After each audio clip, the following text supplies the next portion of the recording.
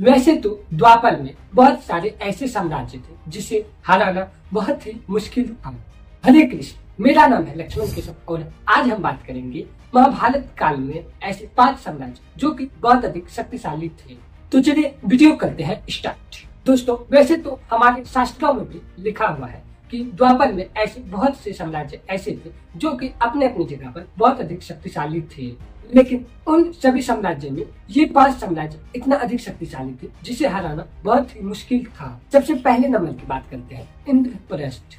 इस राज्य को पांडु पुत्रों ने बनाया था जो कि खंडर को सही करके, जो कि खंडर प्रस्थ वन को सही करके अर्जुन भगवान श्री कृष्ण की सहायता से बनाए थे और 5 पांडव ने मिलकर।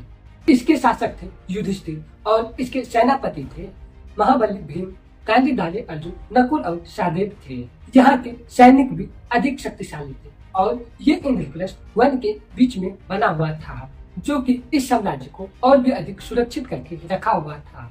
इस साम्राज्य में कोई योद्धा नजर भी युद्ध के लिए नहीं उठाते थे और जिस साम्राज्य का सेनापति भीम, अर्जुन, नकुल, सहदेव हो उसे कौन हरा सकता है। दूसरे नंबर की बात करते हैं मथुरा। मथुरा के शासक थे कंस, भगवान श्री कृष्ण के मामा थे।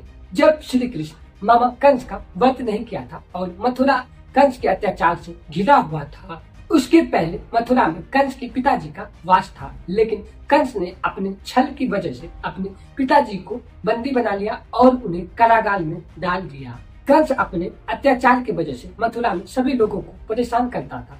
वहीं अगर कंस के लिए काम करने वाले बहुत सारे पहलवान थे जो कि कंस के लिए काम करते थे और बहुत सारे राक्षस को कंस अपना गुलाम भी बना लिया था। इसके ससुर और कोई नहीं बल्कि जरासंध था और इसके साम्राज्य का देखरेख जरासंध और कंस दोनों मिलकर करते थे, इसीलिए मथुरा बड़ा साम्राज्य में से एक था।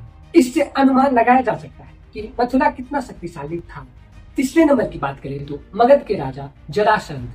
द्वापर में अगर सबसे अधिक सैनिक किसी के पास होगा तो जरासंध के पास ही था, जो कि जरासंध शक्तिशाली राजा में से एक थे, जहाँ की इसने बहुत सारे राजाओं को बंदी भी बना लिया था। सबसे बड़ी बात तो यह है कि भगवान श्री कृष्ण इसी के वजह से मथुरा छोड़ दिया था, क्योंकि बार बार जरासंध मथुरा पर अत्याचार करता था। इससे मथुरा के निवासियों को रहने में बहुत अधिक दिक्कत होती थी, साथ में भगवान श्री कृष्ण को भी। इससे स्पष्ट पता चलता है कि मगध के राजा जरासंध के पास कितना अधिक सेना और कितने अधिक शक्ति थी, जो कि पूरा विश्व भर के राजाओं को हिलाकर रखता था। चौथे नंबर की बात करें तो हस्तिनापुर। हस्तिनापुर के शासक थे धृतराष्ट्र और धृतराष्ट्र बचपन से ही अंधे थे। ये अपने भाई पांडु की जगह पर राजा बने थे। इस राज्य का देखरेख पितामह भीष्म करता था, जो कि परशुराम का शिष्य था। इसके युद्ध कौशल से न ही इसके सामने राक्षस टिक सकते थे और न ही देवता, ये दोनों को हराए हुए थे। पितामह भीष्म की वजह से कोई राजा हस्तिनापुर को आंख भी उठाकर नहीं देखते थे, यहाँ तक कि जरासंध भी नहीं। इससे साफ पता चलता है कि हस्तिनापुर में पितामह भीष्म अकेला ही सभी के लिए काफी था।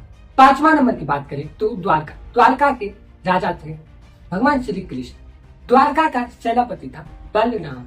इसके देखरेख में बहुत सारे ऐसे योद्धा थे जो कि द्वारका को कभी भी किसी राक्षस से नहीं हारने दिया था।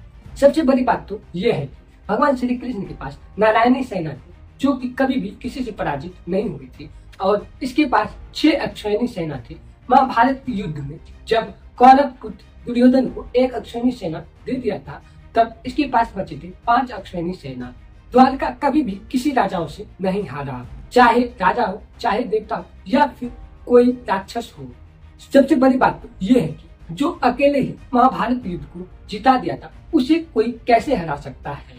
ये 5 साम्राज्य कभी भी एक दूसरे से युद्ध नहीं किए और न ही कभी करने के लिए सोचे थे, लेकिन इस साम्राज्य में रहने वाले जितने भी पापी थे उस सभी का विनाश भगवान श्री कृष्ण स्वयं किए थे, कभी छल से, कभी बल से, तो कभी बुद्धि से।